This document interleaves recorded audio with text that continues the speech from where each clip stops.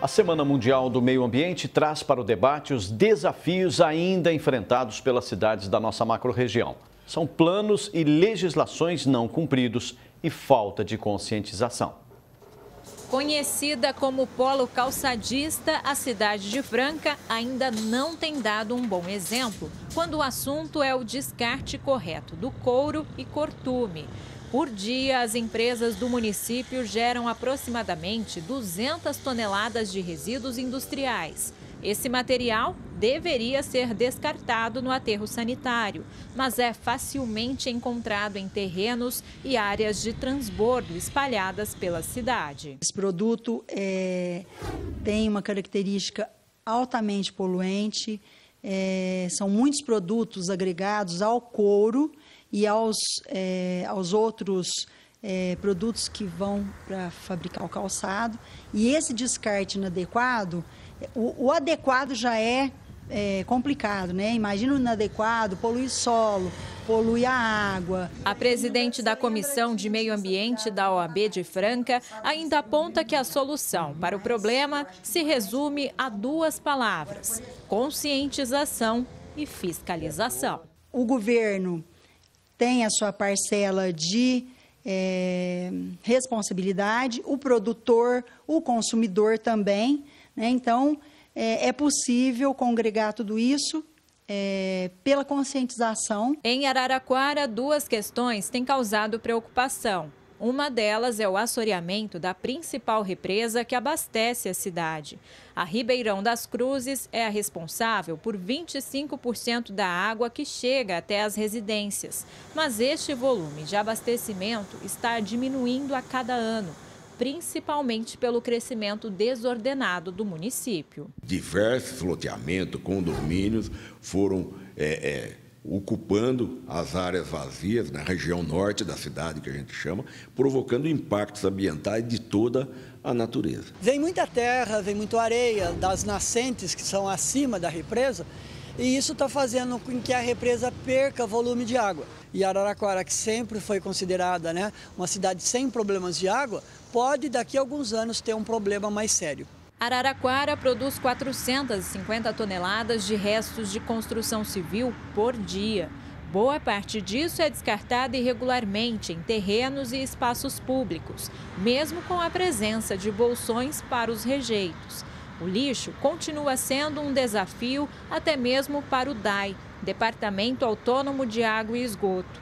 O órgão responsável pela gerência do meio ambiente foi multado 4 vezes pela CETESB por utilizar uma área sem licença ambiental para a destinação de lixo. O DAI entrou com um projeto já junto à CETESB, já há uns 2 meses, para fazer o licenciamento dessa área e, portanto, conseguimos uma licença com o Ministério Público para continuar, hoje mais ou menos, por mais 60 dias, para estar continuando as nossas atividades enquanto a área está tramitando na CETESB seja licenciada. Quem que sofre? A população ao redor.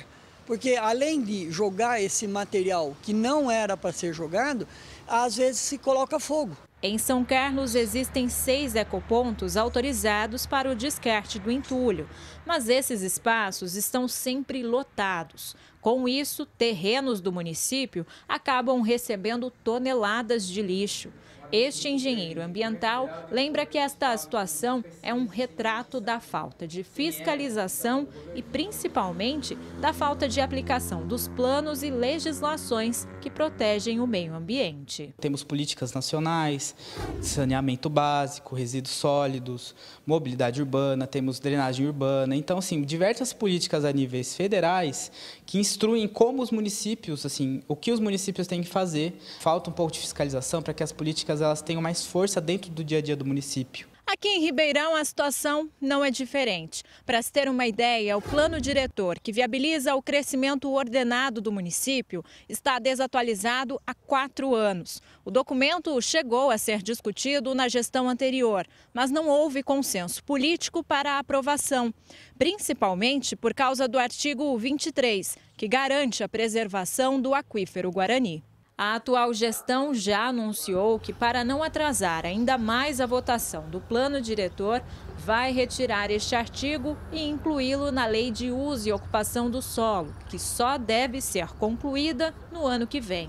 O vereador Marcos Papa, que é presidente da Comissão de Meio Ambiente, garante que vai acompanhar de perto para que não haja manobras que desprotejam o aquífero. Caso criem alguma válvula de escape na legislação principal que permita um boom imobiliário na região, enquanto a lei de parcelamento não é aprovada, nós estaremos atentos e vamos agir. Eu peço a ajuda da sociedade, como de outras vezes eu tive, para ficar atento a isso. Não é só o morador da Zona Leste que bebe água do aquífero Guarani, é a cidade inteira. A promotora do GAEMA lembra que os setores 8 e 3A na Zona Leste estão protegidos por uma ação civil que impede a construção de novos empreendimentos. Mesmo assim, ela e o governador do Conselho Mundial da Água, Lupércio Zildo Antônio, afirmam que pontos de recarga do aquífero, como a Lagoa do Saibro, por exemplo, não podem ser tratados como uma área qualquer. O GAEMA entende que o município precisa ter leis municipais que protejam o aquífero Guarani, uma área de recarga de extrema importância ambiental, que protejam essa área de uma maneira eficaz. O aquífero Guarani, que serve acho que a 5 ou 6 países, ele tem hoje leis de proteção, mas essas leis de proteção, elas precisam ser constantemente fiscalizadas, fundamentalmente nas zonas de recarga. A sociedade precisa entender que ela não está protegendo uma água somente para o futuro, ela está protegendo a água que vai lhe servir e vai servir aos seus filhos. Polo sucroenergético e metalúrgico, o Sertãozinho já enfrentou alguns problemas, principalmente com o descarte irregular no córrego que corta a cidade. Mas atualmente o município tem mantido o desenvolvimento econômico e sustentável. Para este engenheiro agrônomo, o maior desafio de Sertãozinho é recuperar as áreas rurais devastadas. Ao longo do tempo, essas áreas foram exploradas, elas foram abertas e a legislação foi alterada e agora a necessidade de recuperá-las de alguma forma, com o plantio de árvores, claro. Rodrigo ainda lembra que o meio ambiente depende da sinergia entre indústrias, poder público e a população. A questão da preservação do meio ambiente está ligada diretamente ao meio produtivo, às políticas públicas e a população em si. Então a gente tem que ter também a nossa educação ambiental. A gente não cuidar, também não tem como só a prefeitura estar cuidando, né? A gente também tem que conservar. A população, se quer ver resultado, tem que ajudar. Prefeito nenhum consegue fazer as coisas se o povo, né, a população não fizer a sua parte. Cláudia Prates para o Jornal da Clube. Agregando valor às comunidades e integrando ao vivo a região, formando opinião. Em Ribeirão Preto está o secretário do Meio Ambiente, Otávio Ocano. Em São Carlos, o especialista em saneamento, José Félix. Em Araraquara, o diretor de gestão ambiental, Elton Alves Galvão. Em Sertãozinho, o secretário do Meio Ambiente, Carlos Alexandre Ribeiro. Em Franca, a também secretária do Meio Ambiente, Rosaura Zúcolo. Fetô, para a gente iniciar o nosso debate de hoje, o meio ambiente merece que debate? Roberto, é preciso saber que na natureza nós não temos nunca nem prêmios nem castigos. Nós temos consequências, porque ela não se defende, ela se vinga. Na natureza, nós temos que lembrar de provérbio árabe, a sabedoria árabe sedimentada no silêncio dos desertos. Ela diz o seguinte: Deus perdoa sempre. O homem perdoa de vez em quando. A natureza não perdoa nunca. Ela age em consequência. Então, nós temos que entender, no caso específico, o meio ambiente, vamos tentar compartimentalizar o quadro urbano e o rural. Nascido do Estatuto das Cidades, a obrigatoriedade de os municípios terem um plano diretor estratégico, não tático.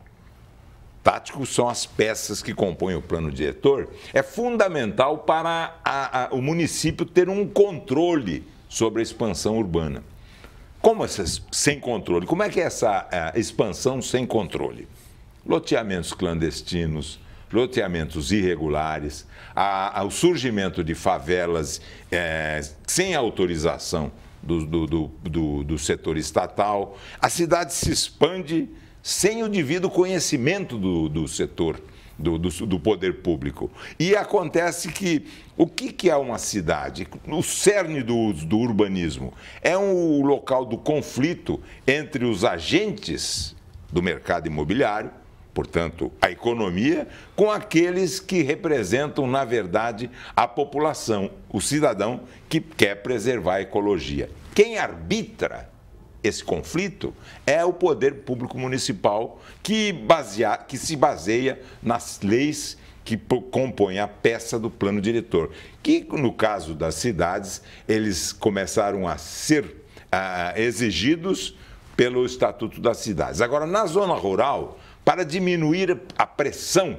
sobre os recursos, os ecossistemas, digamos uma reserva florestal, a agricultura, que precisa alimentar a população, precisa servir a população, ela, na verdade, precisa aumentar a produtividade, aumentar a produção por hectare cultivado e, assim, mantém-se a necessidade de consumo de produtos agropecuários, aumenta, inclusive, a produção e não se tem pressão sobre os recursos naturais. Essa é a introdução. Na verdade, Roberto, vamos deixar claro, falamos muito em cultura. Cultural é a transformação do natural. A agricultura era uma floresta, se derrubou a mata e começou a cultivar.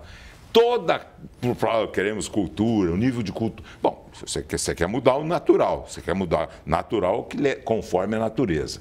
Por isso que Vitor Hugo, no século XIX, já dizia o seguinte: não há nada mais forte do que uma ideia. As ideias que compõem o perfil do conteúdo do meio ambiente. Não há nada mais forte do que uma ideia quando chega o seu tempo. Perfeitamente. Em Ribeirão Preto está o secretário do Meio Ambiente, Otávio Ocano. Secretário, 6 meses depois do senhor ter assumido o cargo, como que o senhor achou o meio ambiente em Ribeirão Preto? Por exemplo, uma preocupação, arborização. Boa tarde ao senhor. Muito boa tarde, senhores telespectadores da Jornal da Clube.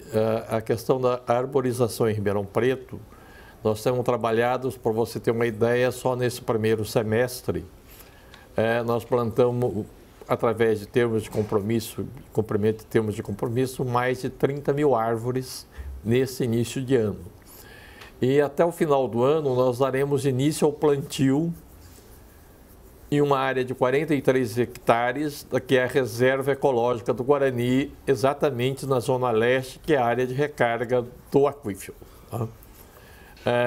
Esse trabalho, a gente tem que ter uma consciência muito grande, e nós precisamos escolher os locais adequados para plantio.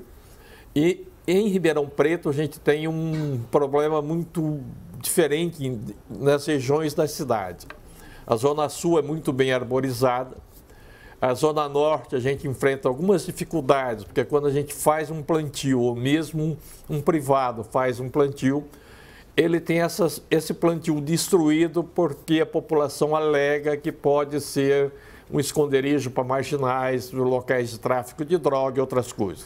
Nós precisamos conscientizar a população que é essencial para a natureza e para a nossa sobrevivência das gerações futuras, que quanto mais verde a gente tiver, melhor vai ser a qualidade do ar do nosso entorno.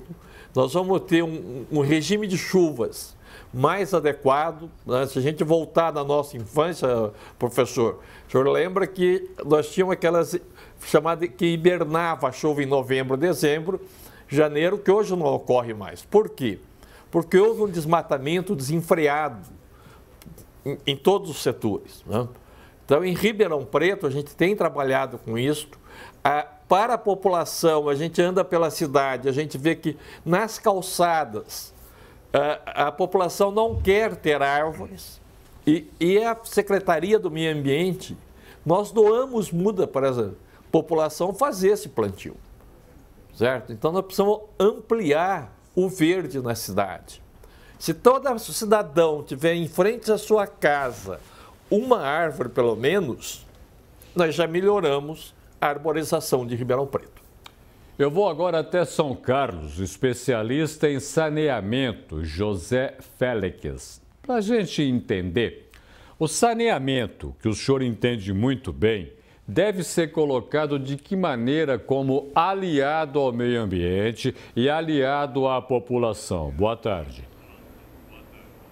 Boa tarde.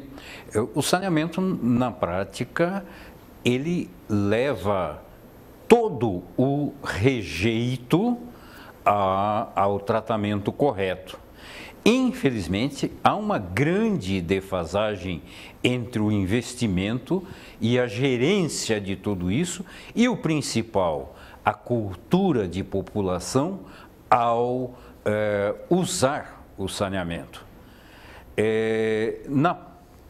Os bairros novos usualmente já têm o seu rede de esgoto, já tem os pontos onde se pretende colocar o lixo, mas os bairros antigos não.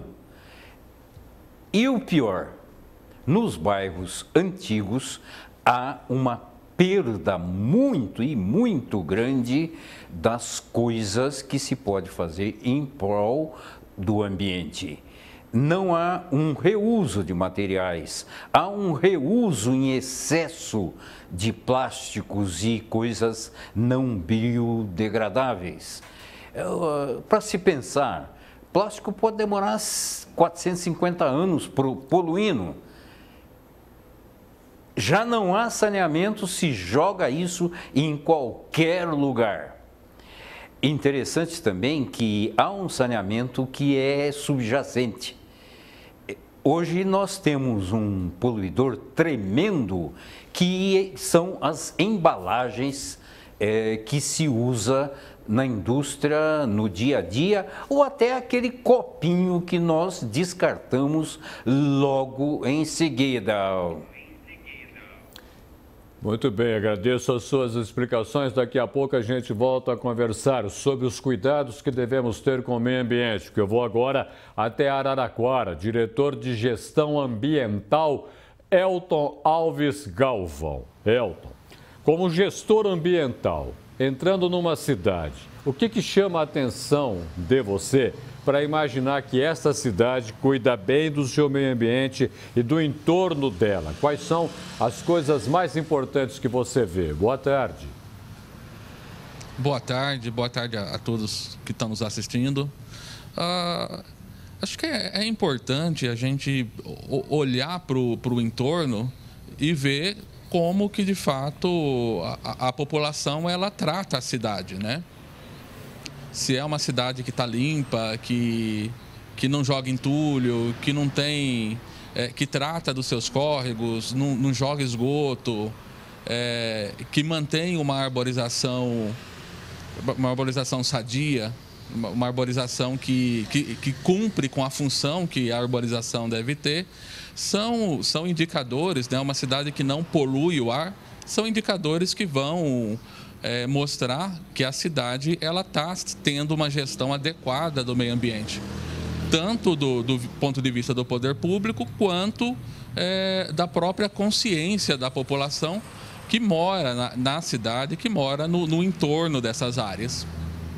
Pegando isso que você falou, como é que a gente trata a cidade então? Nós precisamos fazer o que para a cidade ser importante para o meio ambiente e importante também para a vida do cidadão? Porque muito do que você falou, se não tiver um cuidado especial com o plano diretor, por exemplo, nada vai andar.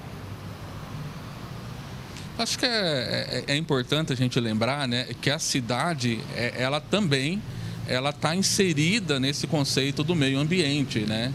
A normatização, o plano diretor, ele cumpre a função de criar as condições para que o meio ambiente ele seja preservado, né? Acho que não faz sentido, né, a gente falar em preservação do meio ambiente se não estiver falando no uso da cidade, se não estiver falando na normatização que a cidade tem para o convívio das pessoas, para o uso dos equipamentos, para a ocupação, né? É intrínseco, né? Faz parte da concepção e da conservação do meio ambiente pensar a cidade e sua ocupação de uma forma sustentável, né? É um conjunto. Perfeito. Vou a Sertãozinho agora, secretário do Meio Ambiente, Carlos Alexandre Ribeiro. Secretário, meio ambiente custa caro. Boa tarde ao senhor. Boa tarde, Roberto Ribeiro. Boa tarde ao professor Golfeto, ao Pussi também e toda a população. Hoje em dia, eu escutei atentamente os gestores falando sobre a preservação ambiental. O muito importante para nós é a parte de programar, a parte de gestão e programar a cidade para cada dia melhor. O que acontece no município de Sertãozinho? Os gestores que passaram e o prefeito Zezinho Gimenez fica muito preocupado em essa questão de plano. Então, o plano diretor sempre está atualizado. Nós temos também o plano de saneamento, o plano de resíduos sólidos. Então, nós estamos pensando já no crescimento do município. No entanto, que nós já estamos discutindo agora a construção de 15 ecopontos para levar esse serviço para a população, para que não descarte os resíduos em qualquer local. Então, o município de Sertãozinho ele se preocupa tanto com a parte de gestão, a parte estrutural e também se preocupa com a educação ambiental. Dentro do município, nós temos uma escola ambiental, onde nós ensinamos os alunos a como preservar um meio ambiente cada vez melhor.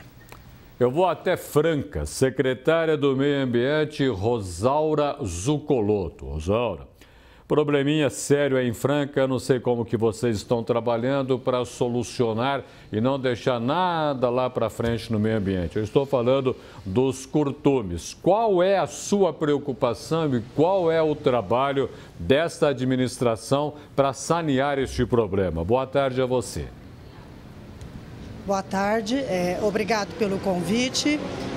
Nós hoje, eu poderia dizer que é o nosso principal desafio essa questão da gestão de resíduos sólidos. Foi dito aqui que nós temos que trabalhar, que é importante trabalhar a educação ambiental e também a fiscalização. Deve acompanhar junto com a educação ambiental a fiscalização. Mas eu diria que também, se a cidade não oferecer locais adequados, devidamente licenciados para receber todos os resíduos gerados na cidade, você não tem nem como, fica difícil trabalhar a educação ambiental e, consequentemente, a fiscalização. Nós temos problemas hoje, é o nosso maior desafio hoje na questão ambiental, é exatamente esse descarte irregular que estamos tendo hoje nas áreas públicas por grande parte da população, principalmente com relação ao setor da indústria de calçados.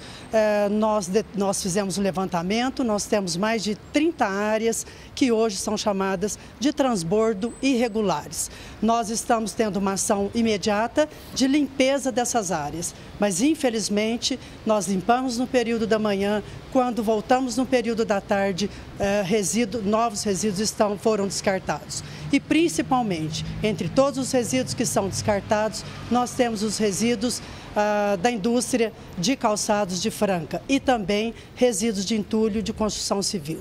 E como eu disse inicialmente, Franca oferece locais devidamente licenciados para o recebimento desses resíduos. Nós temos o aterro sanitário de Franca, que recebe, destinado a receber os resíduos industriais gerados no município.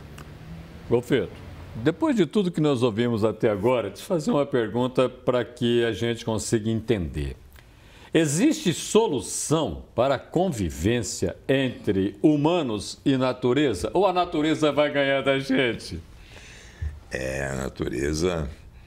A solução é a educação ambiental que foi alvitrada já no começo, Sim, logo verdade. no começo, embutida na sua pergunta oportuna. Roberto, eu sempre desconfio do ser humano. E a minha desconfiança tem raiz bíblica. E o Senhor Deus arrependeu-se de ter criado o homem sobre a terra. Esse é o livro do Gênesis. E no Novo Testamento, o meigo Rabi da Galileia, Jesus Cristo fala para nós, raça de víboras, geração perversa e má. Então, o ser humano, conforme Santo Agostinho, ele tem uma deformação interior que se origina, de acordo com ele no livro Confissões, do pecado original. Mas no processo de educação, pode-se tentar contornar, mas a educação não no transmissão de conhecimento, transmissão de valores, que é mais em casa do que na escola. Tanto que o ser humano pode ser um analfabeto que respeita o próximo. São valores. E eu digo mais para você, é preciso, dentro desse processo, que nós comecemos a nos preocupar com a produção e o consumo, a economia, oiko, em grego quer dizer casa, daí que dá eco, economia. É preciso cuidar da economia como a gente pensa que cuida da casa. Por exemplo, esse negócio de jogar lixo fora, tem que jogar dentro do cesto de lixo para ser reciclado. E depois tem um processo. Assim como a produção tem um processo, o consumo não se esgota no momento em que a venda e a verdade aproveitamento da mercadoria ou do setor de serviço. O que é um aterro sanitário? É o cemitério dos produtos. E é dali que nós podemos iniciar o processo de reciclar.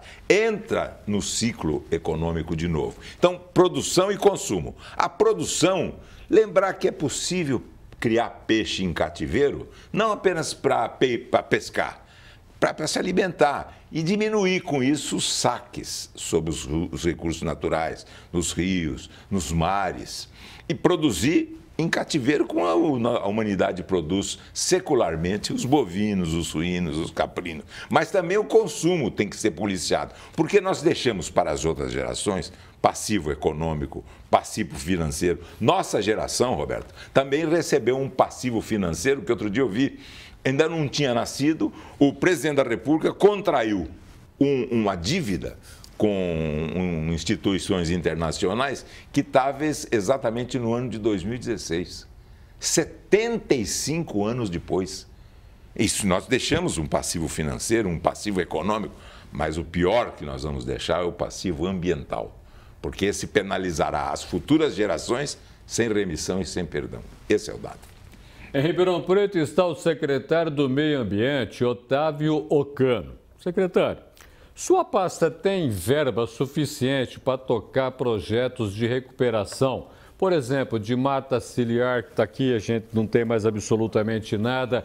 Tem um dinheiro a mais para pensar em fazer com que tratamento de esgoto chegue para toda a cidade? Está faltando dinheiro ou o senhor está com o bolso cheio para gastar pela cidade?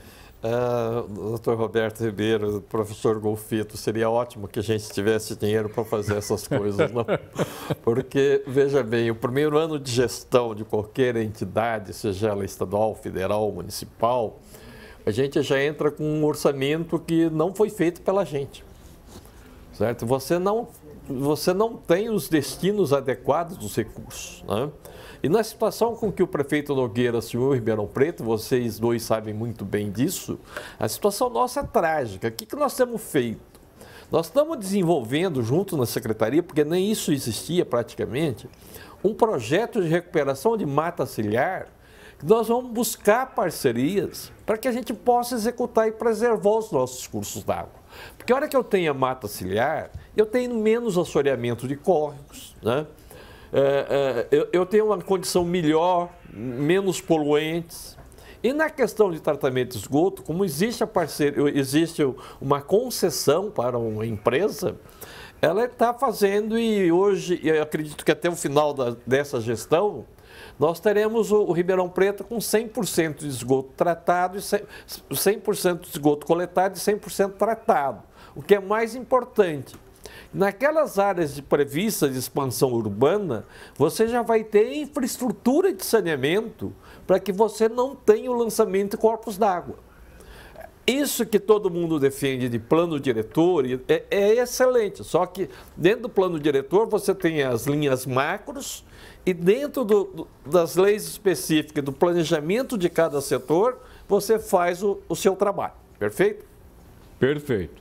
Em São Carlos está o especialista em saneamento José Félix. José, quando a gente fala em saneamento, a gente tem na cabeça uma porção de coisa que geralmente custa muito caro, geralmente está além das possibilidades de qualquer cidade. Em São Carlos, por exemplo, qual que seria a sua preocupação imediata atacar que ponto para equilibrar as situações do meio ambiente na cidade?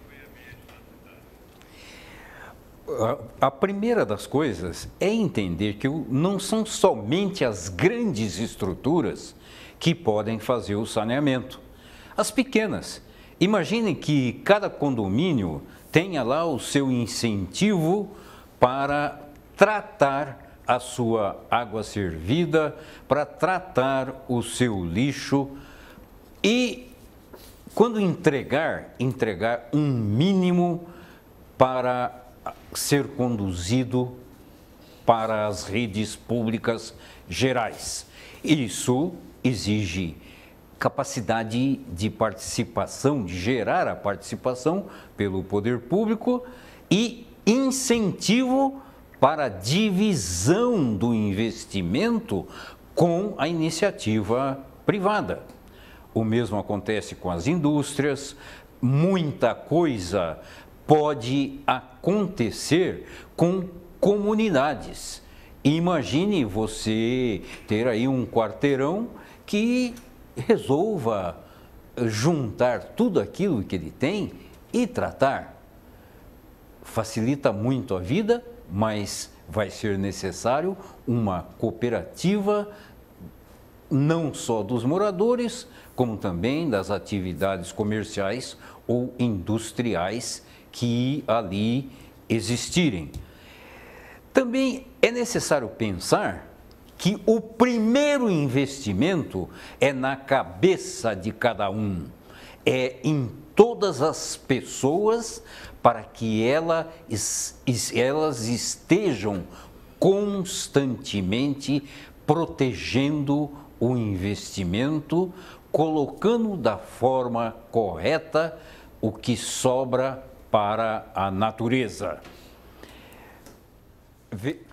Veja que é muito política de divulgar aquilo que se pode fazer. Eu vou agora até Araraquara, diretor de gestão ambiental, Elton Alves Galvão. Elton, o gestor ambiental, ele tem facilidade em conversar com o prefeito, com a Câmara Municipal, enfim, com as autoridades da sua região, por exemplo? Há intercâmbio, há conversa fácil ou está meio difícil ainda para as pessoas entenderem? Não, eu diria que a Araraquara ela tem conseguido uma cooperação e um entendimento do setor público, dos poderes, das autoridades.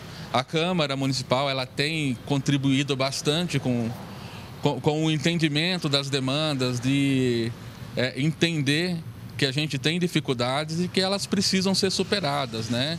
Acho que é importante falar que Araraquara também tem um Ministério Público do Meio Ambiente que é bastante atuante e que tem apoiado e nos conduzido nesse processo, né? Eu acho que a dificuldade maior é quando a gente começa a precisar que a população, né, que a sociedade, ela também entenda que faz parte desse processo, né? Porque a cidade ela é um ambiente complexo, né? Ela é um ambiente que envolve N atores, né? São os moradores, são produtores, são comerciantes, são pessoas que, por meio do serviço, prestam trabalhos que envolvem, que interferem no meio ambiente e que nem sempre, né, isso é feito de uma forma harmônica, de uma forma combinada. Eu vou agora até Sertãozinho. O secretário do Meio Ambiente, Carlos Alexandre Ribeiro. Carlos, como é possível fazer parceria com a iniciativa privada na hora de cuidar do meio ambiente? Que tipo de parceria pode ser feita? Que conversa o administrador tem que ter com este parceiro? O que pode ser feito? Roberto, eu estava atentamente também ouvindo o Golfeto e a sua pergunta é muito oportuna também.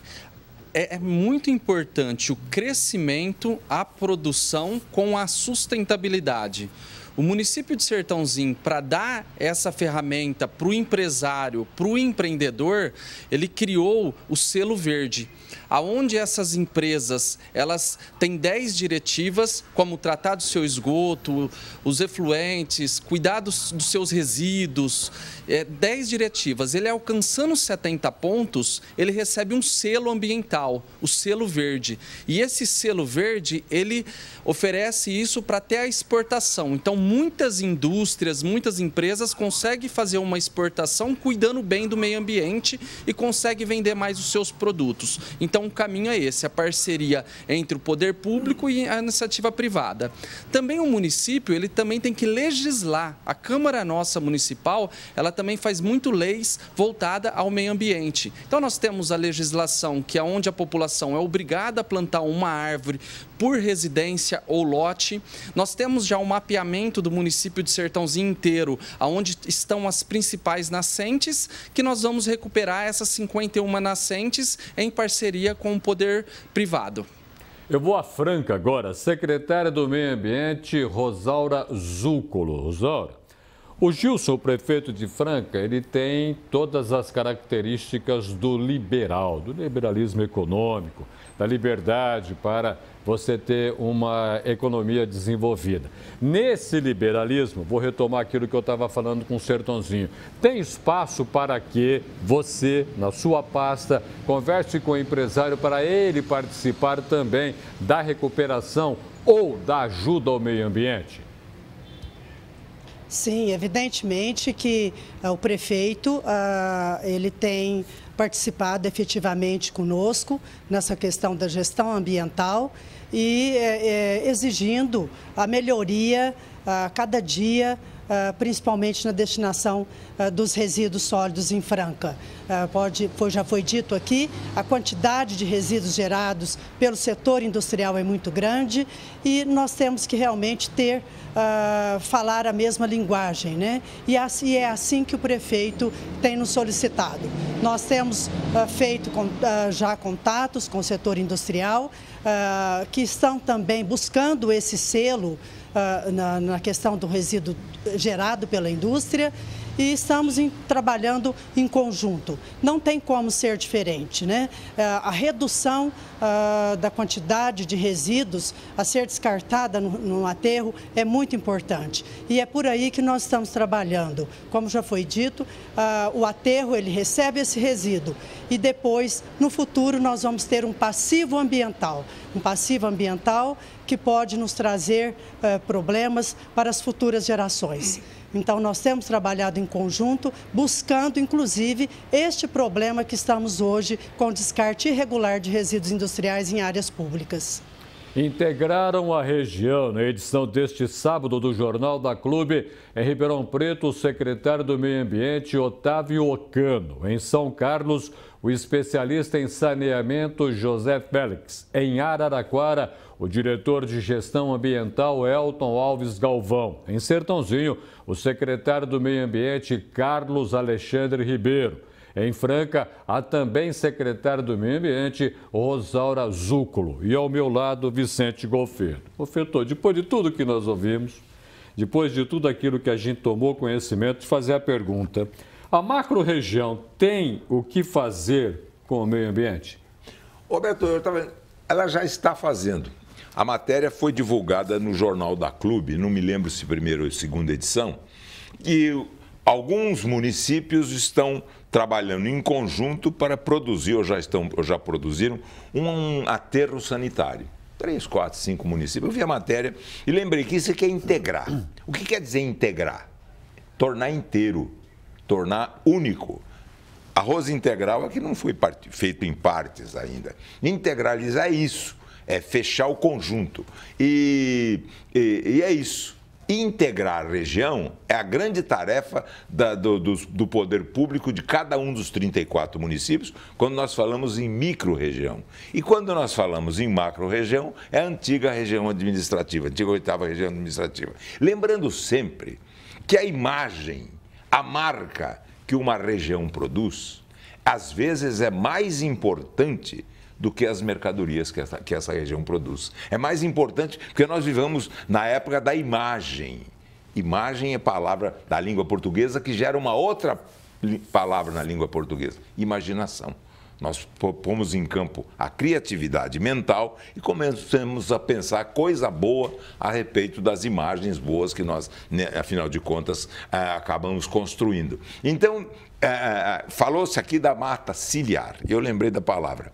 Cílios, os cílios dos olhos, protegem os olhos, porque a cegueira muitas vezes provém do excesso de luz. São os paradoxos da vida, não é? E mata ciliar é isso, para proteger o curso d'água. É por isso que é preciso a proteção, já que tudo está imbricado como a escama de peixe. Então, eu achei muito importante o debate de hoje, Roberto, e cumprimento aqueles que participaram, sempre brilhantemente dessa maneira, que acabou adicionando ideias que constituem um patrimônio importante no debate do assunto do meio ambiente. Golfeto, obrigado pela sua presença no Jornal da Clube. Eu que agradeço a sua colaboração. Obrigado. Muito obrigado. Muito obrigado, viu?